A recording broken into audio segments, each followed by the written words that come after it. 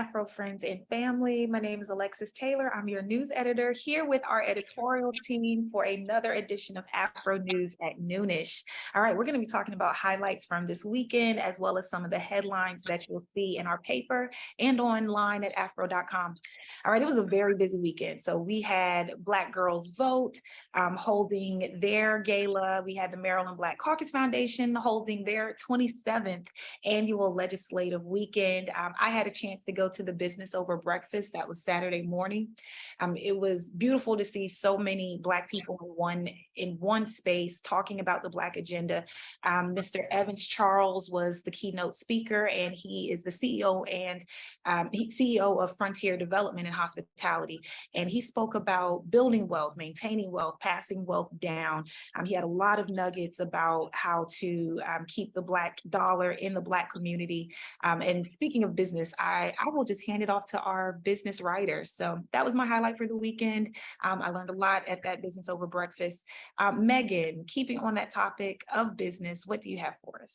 Yeah, absolutely. So it's Thanksgiving week. The holiday season is kind of ramping up. And this Friday, the BZB Holiday Gift and Art Show is going to be returning to DC after being closed for 2 years due to the pandemic. It's taking place at the Shiloh Family Life Center. It's been dubbed the largest African-American department store on the East Coast. It's featuring over 80 Black entrepreneurs and artisans, and it's going to be opening this Black Friday. So we got to celebrate the real Black Friday. We got to shop from Black owned businesses, Black entrepreneurs, Black artists. When you're looking for gifts for your family and your loved ones this season, it's just super important, obviously, to keep the Black dollar within the Black community. And Juanita Britton, the founder of this event, is just a huge supporter of the Buy Black movement. And the market is going to be open every Saturday as well, leading up to Christmas Eve. And then December 23rd, the day before Christmas Eve, it'll also be open that Friday. So just remember, do as much as you can to buy Black this holiday season. Yes, and thank you for bringing that up, Megan. That is actually one of the points that came out of the Business Over Breakfast workshop that happened on Saturday from the Maryland caucus, Black caucus. They talked about how in the Black community, our dollar only stays in our community on average for about 6 hours. And when you compare it to other communities, how long their dollar stays, it stays for weeks. For weeks, it takes weeks for their dollar to leave their community. When you're talking about the Black community, it takes hours for a Black person to go and spend their dollar at a non-Black business. So absolutely, the holiday season is the perfect time to build up that muscle. See how long and how many days you can actually buy Black for one stretch of time. I will shout out the Buy Black Network, Baltimore Buy Black Network on Facebook. That is the place that I go when I'm just consciously trying to make that effort. Like today or this week or this month, I'm only buying Black. I go straight to Baltimore Buy Black Network. They have everything in there from grocers to people, what do you call them? Tailors. They have tailors there. They have people who will pull up and change your brakes. I'm speaking from experience. I needed my brakes done, went to Buy Black networking group on Facebook, and I just typed in brakes, and all the people who did brakes came up. When I need an oil change, all the people who do oil changes come up. When I need to move, all of the Black moving businesses come up. And so shout out to them and to all of the people who are working to give those opportunities to consumers. It may take an extra step.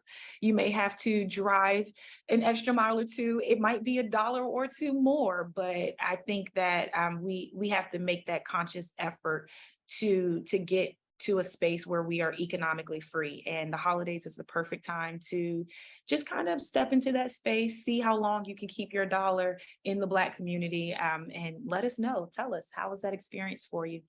All right, speaking of the holiday season, Miss Nadia Reese, what do you have for us?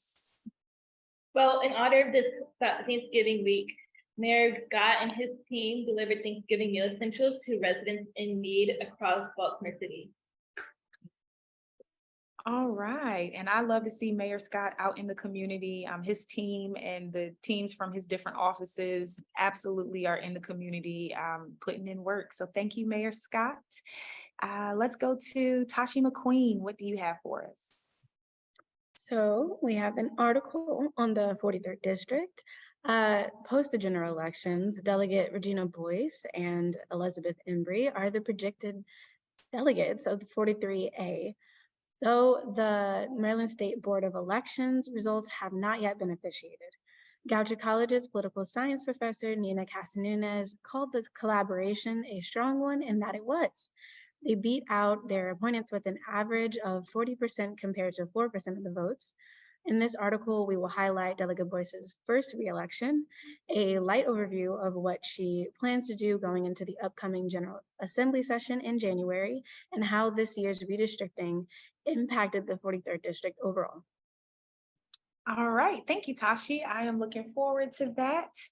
Let us know what you think about the articles. Make sure that you are following us. Make sure that you are on the AFRO page on Facebook. You're following us on IG, on Twitter, all of the social medias. Make sure that you're having your voice heard. Let us know what you think about the articles. Leave us comments, share, like, and we will see you next week for another edition of AFRO News at Noonish. Thank you.